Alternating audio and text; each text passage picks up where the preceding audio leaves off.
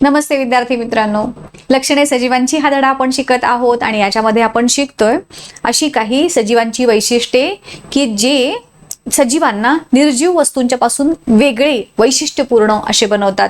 आपण काही वैशिष्ट्ये अशी बघितली की सजीवांमध्ये वाढ घडून येते, ते काही वेगवेगळ्या चेतनांना वेगवेगळ्या पद्धतीनं प्रतिसाद देतात, असे काही आपण उदाहरणं बघितली. आजच्या व्हिडिओच्या मध्ये आपण जे लक्षण शिकणार आहोत सजीवांचं ते आहे उत्सर्जन. उत्सर्जन काय असतं? उत्सर्जन म्हणजे टाकून देणं. मग काय टाकून देणं? तर आपलं शरीर हा एक कारखान्यासारखं आहे आणि आपल्या शरीरामध्ये असणारे वेगवेगळे अवयव हे त्या कारखान्यामध्ये असणारे मशीन आहेत असं समजूयात. सो प्रत्येक मशीन हे वेगवेगळ्या पद्धतीनं कार्य करत असतं आणि ते कार्य करत असताना जसं आपल्याला हवे ते म्हणजेच जे गरजेचे आहेत शरीराला ते पदार्थ तयार होतातच, पण त्याच्याच बरोबरीने अनावश्यक काही घटक देखील तयार होतात. जसं की समजा तुम्ही भाजी निवडायला बसलात, आईला कधी मदत केली भाजी निवडताना वगैरे? समजा पालेभाजी आहे, मला पालकाची भाजी निवडायची आहे. सो आपण काय करतो, त्याची पानं बाजूला काढतो आणि बाकीचे देठ आणि त्याची जी मुळं असतात ती बाजूला काढतो. मग ह्यात दोन घटक तयार झाले, एक जे आपल्या गरजेचं आहे जी पानं आणि जे आपल्याला नको आहे ते त्याचे देठ आणि मुळं. बरोबर? मग तशाच पद्धतीनं आपल्या शरीरात देखील प्रत्येक जे अवयव कार्य करतात तिथे अशा दोन पद्धतीचे घटक तयार होतात. एक म्हणजे आपल्याला जो हवा असतो तो, जो शरीर त्याच्या वेगवेगळ्या प्रक्रियांसाठी वापरतो, आणि दुसरा जो आपल्याला नको असतो तो, जो शरीर वेगवेगळ्या मार्गांनी बाहेर टाकण्याचा प्रयत्न करतो.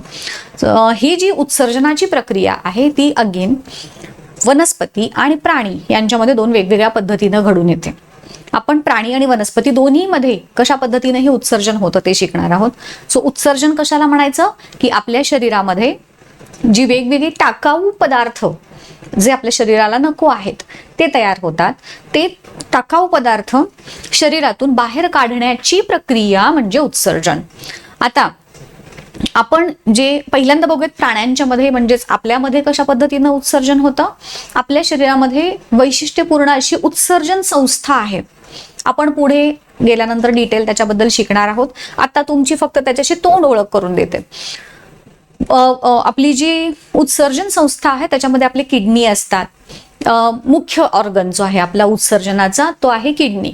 मग किडनीच्या मधून रक्त दिवस रात्र हे फिल्टर होत असतं आणि ते फिल्टर गाळलं जातं. जसं चहाचं गाळणं असतं, त्याच्यातून चहा आणि चहापत्ती कशी सेपरेट होते तसं आपलं रक्त हे गाळलं जातं किडण्यांच्या मधून, आणि ते जे गाळल्यानंतर रक्त आहे ते पुन्हा आपल्या शरीराकडे पाठवलं जातं आणि जे नको असलेले घटक आहेत रक्तातले ते आपल्या शरीरातून लघवीच्या मार्फत बाहेर टाकले जातात. युरिनेशन ही एक पद्धत झाली.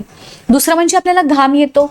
घामामार्फत आपल्या शरीरातून देखील वेगवेगळ्या पद्धतीची टाकाऊ द्रव्ये शरीराच्या बाहेर टाकली जातात. म्हणून आपण बघा भरपूर पाणी प्यायला घरचे सांगतात की नाही तुम्हाला, भरपूर पाणी पी, भरपूर पाणी पी. जर तुम्ही पाणी पित नसाल तर मग आपल्या शरीरातून ही जी उत्सर्जनाची प्रक्रिया आहे ती व्यवस्थित होत नाही आणि मग ते टाकाऊ द्रव्ये जी विषारी द्रव्ये तयार झालीत जी आपल्या शरीराला नको आहेत ती पाणी जर तुम्ही कमी पिलत तर ते आपल्या शरीरातच अडकून राहतात आणि मग त्याचा आपल्या शरीराला हळूहळू त्रास होऊ लागतो.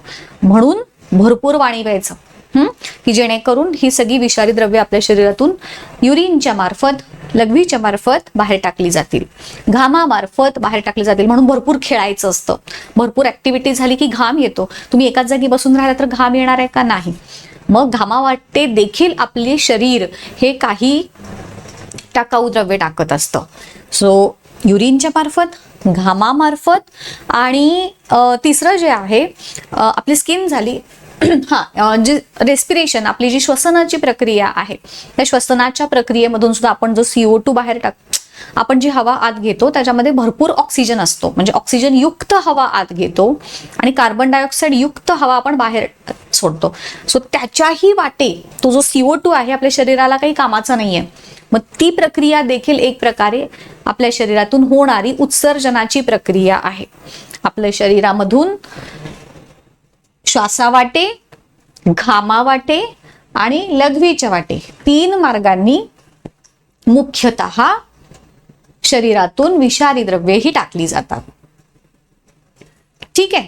आता हे झालं आपल्यामध्ये, प्राण्यांच्या मध्ये होणारं उत्सर्जन. इथं जसं दिलेलं आहे, उच्छवासातून आपल्या पाण्याची वाफ आणि कार्बन डायऑक्साईड. एक लक्षात ठेवायचं हा, हे 1 मार्काच्या प्रश्नासाठी जे छोटे छोटे प्रश्न असतात की नाही, आपण जे उच्छवास घेतो, श्वासात घेतो, त्याच्यात काय होतं, ऑक्सिजन युक्त हवा बाहेर टाकतो. आणि जेव्हा उच्छवास करतो, त्या उच्छवासातून पाण्याची वाफ, इथं हात धरून बघायचं कधी. आता चला एक प्रयोग करा.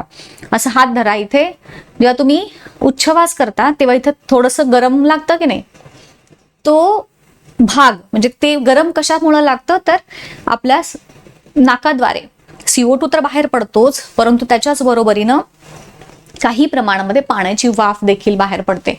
सो उच्छवासातून पाण्याची वाफ आणि कार्बन डायऑक्साईड वायू हे 2 मुख्य घटक बाहेर पडतात. लक्षात राहील 1 मार्काच्या ह्याच्यासाठी.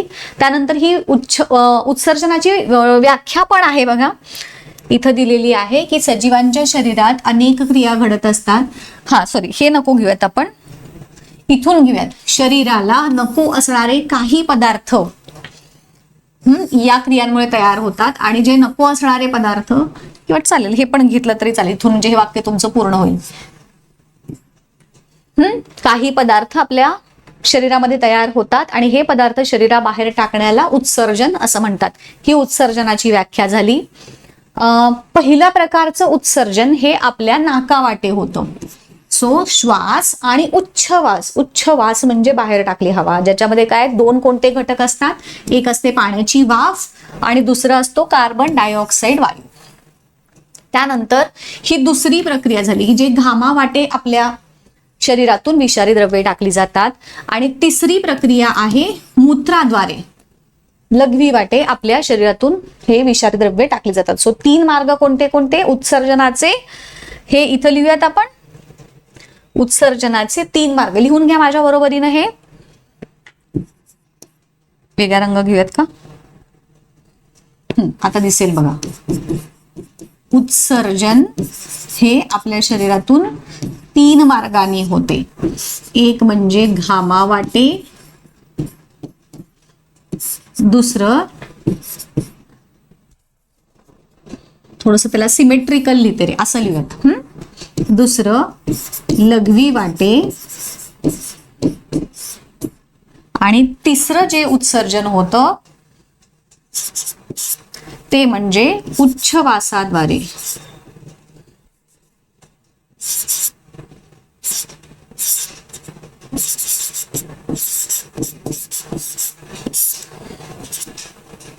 ह्या 3 पद्धतीने आपल्या शरीरामध्ये उत्सर्जनाची प्रक्रिया होते. असं लक्षात राहील. घाम, लघवी आणि उच्छवास जे आहे त्या पद्धतीनं. उच्छवास 2 पद्धतीने, हे असं अशा पद्धतीनं जास्त चांगलं दिसतंय. हे 2 झाले. हे होणारं आपल्या सजीवांच्या मध्ये, म्हणजे सजीवन म्हणण्यापेक्षा प्राण्यांच्या मध्ये होणारं 3 पद्धतीनं. वनस्पतींच्या मध्ये हे दिसतंय तुम्हाला ह्या 2-3 पद्धतीनं होतं. एक म्हणजे आता आपल्या शरीरामध्ये कशी एक उत्सर्जन संस्था आहे, मी म्हटलं तुम्हाला, तशी कोणती उत्सर्जन संस्था वनस्पतींच्या मध्ये नसते. मग वनस्पती काय करतात, वनस्पती देखील आपल्या शरीरामध्ये कसे इंटरनल प्रक्रिया वेगवेगळ्या चालू असतात, तशा वनस्पतींमध्ये पण चालू असतात. आणि ह्या प्रक्रिया जशा वनस्पतींना गरजेचे पदार्थ जशा पद्धतीने तयार करतात, तसेच आपल्यासारखे नको असणारे घटक देखील त्यांच्याही शरीरात तयार होतात. मग हे नको असणारे घटक वनस्पती वेगवेगळ्या मार्गाने शरीराबाहेर टाकतात. एक जी पहिली पद्धत आहे ती म्हणजे त्यांच्या झाडांच्या ज्या साली आहेत, त्या सालीच्या मध्ये हे नको असणारे घटक साठवले जातात. हे साली कालांतरानं पडतात, निघून जातात, आणि मग त्या साली बरोबर हे नको असणारे घटक झाडांमधून बाहेर पडले जातात. ही एक पद्धत झाली. दुसरी आहे वनस्पतींच्या काही भागांमध्ये त्यांना नको असणारे घटक, जसं की इथं दिलंय बघा, राळ आहे, टॅनिन आहे, कॅल्शियम ऑक्झालेटचे क्रिस्टल आहेत, त्यानंतर काही क्षार आहेत. हे पदार्थ कोणते कोणते, राळ, टॅनिन, म्हणजे हे तुम्हाला आठवतंय, हे जे डिंक जे असतं ना झाडाचं, तुम्ही बऱ्याचशा झाडांना त्यांचा जर खोड कापला गेला असेल तर बऱ्याच झाडांमधून चीक आणि डिंक ह्यासारखे पदार्थ बाहेर पडतात. हे पदार्थ त्या झाडांमध्ये साठलेले वेस्ट म्हणजेच नको असणारे घटक असतात. बरोबर. त्यानंतर चहा कॉफी तुम्ही माहितीये पिता की नाही. सो ह्या चहा कॉफीच्या पानांमध्ये सुद्धा चहामध्ये टॅनिन नावाचा घटक असतो, जो त्या चहाच्या झाडामध्ये तयार झालेलं विषारी द्रव्य आहे ते त्याला नकोय, आपल्याला पाहिजे, त्या झाडाला नकोय. कॉफीमध्ये कॅफीन नावाचं घटक असतं, लिहून ठेवा हे मी जे सांगते आता इथे. वनस्पतींच्या मध्ये जे नको असणारी द्रव्य कोणती कोणती आहेत. चहामध्ये टॅनिन नावाचा घटक असतो, जो त्याला नको आहे पण आपण पितो. तो जो चहाचा जो टेस्ट असते ना, ती त्या टॅनिन मुळे येते. कॉफी जो घटक आहे त्याच्यामध्ये कॅफीन नावाचा घटक असतो. कॉफीची चव ह्या कॅफीन मुळे येते.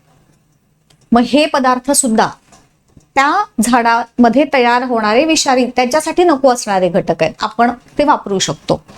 त्यानंतर निलगिरी तेल तुम्हाला माहिती आहे. त्यानंतर इव्हन लवंग तेल तुम्हाला माहिती आहे. वेगवेगळी जी तेलं आपण काढतो ती तेलं सुद्धा, निलगिरीचं तेल असेल, लवंगाचं तेल असेल, हे घटक देखील त्या त्या झाडामधले टाकाऊ द्रव्य आहेत, त्या झाडाला ती नको आहेत. मग आपण ती एक्स्ट्रॅक्ट करून घेतो, आपल्याला त्याचा यूज आहे, पण झाडांना त्याचा काही उपयोग नाहीये. हे झाडांमधले तयार होणारे टाकाऊ द्रव्य आहेत.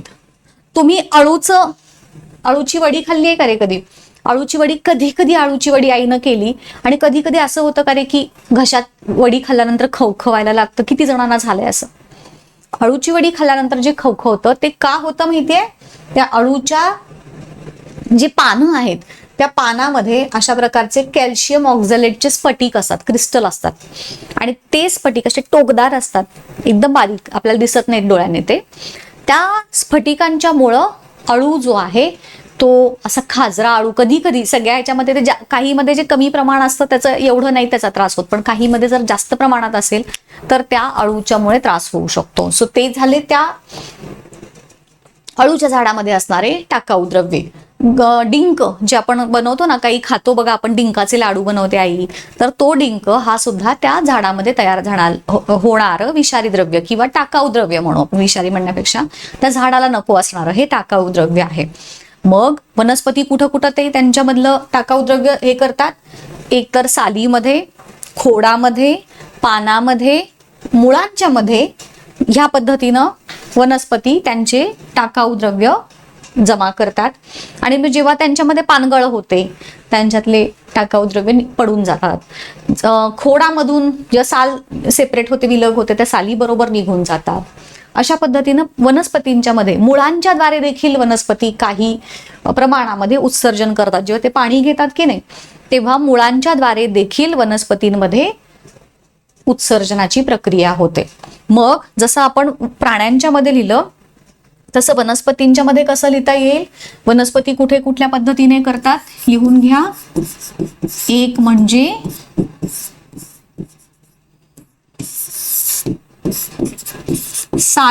सालीमध्ये त्यांचं वेस्ट, त्यांचं जे विषारी द्रव्य आहे त्यात ते साठवतात. दुसरं म्हणजे पानामध्ये साठवतात. तिसरं खोडामध्ये साठवतात. त्यानंतर मुळांच्या मध्ये देखील त्यांच्यामध्ये असणारी विषारी द्रव्ये किंवा टाकाऊ घटक हे साठलेले असतात. ठीक आहे. मूळ, खोड, पान. फुलांच्या मध्ये लिहूयात आपण. फुलांच्या मध्ये खूप कमी, फुलांच्या मध्ये नकोच लिहूयात. ठीक आहे. सो एवढे वनस्पतींचे अवयव आहेत की ज्यांच्याद्वारे वनस्पती उत्सर्जनाची प्रक्रिया करतात. जसं मी आता तुम्हाला सांगितलं की मुळांच्या द्वारे उत्सर्जन होतं. हे देठांमधून काही ह्याच्यामधून होतं. जेव्हा पाणी शोषून घेतात त्या पाण्याबरोबर ते नको असणारी विषारी द्रव्ये देखील मुळं जी आहेत ती बाजूला टाकतात. सो वनस्पतींच्या मध्ये ह्या 3-4 पद्धतीने उत्सर्जनाची प्रक्रिया होते. ॲनिमल्स मध्ये, प्राण्यांच्या मध्ये वेगळ्या पद्धतीनं उत्सर्जन होतं, वनस्पतींच्या मध्ये वेगळ्या पद्धतीनं उत्सर्जन होतं. आता इथे बघा, वनस्पतींमधले टाकाऊ द्रव्यांची नावं सांगा.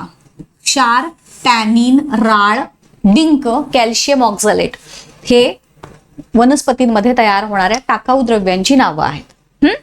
जी सालीमध्ये जुन्या झालेल्या पानांमध्ये साठतात. ती पानं गळून पडली की ते विषारी द्रव्य टाकून दिले जातात. त्यानंतर हे सगळे पार्ट मी तुम्हाला आता डिस्कस केले. हे झालं उत्सर्जन वनस्पतींमध्ये होणारं. ठीक आहे, कसा वाटला व्हिडिओ मला सांगा नक्की. ह्याच्यावरती तुम्हाला जर काही प्रॅक्टिसचे क्वेश्चन्स हवे असतील तर मला कमेंट करून सांगा. मी तुम्हाला भरपूर ह्याच्यावरती प्रॅक्टिस क्वेश्चन्स 1 मार्कांचे 2 मार्कांचे प्रश्न नक्की तयार करून देईन, पण मला तुमच्या कमेंट्स आल्या पाहिजेत. ठीक आहे, सो इथेच थांबूयात. भेटूयात पुढच्या व्हिडिओमध्ये. Till then bye bye. Thank you.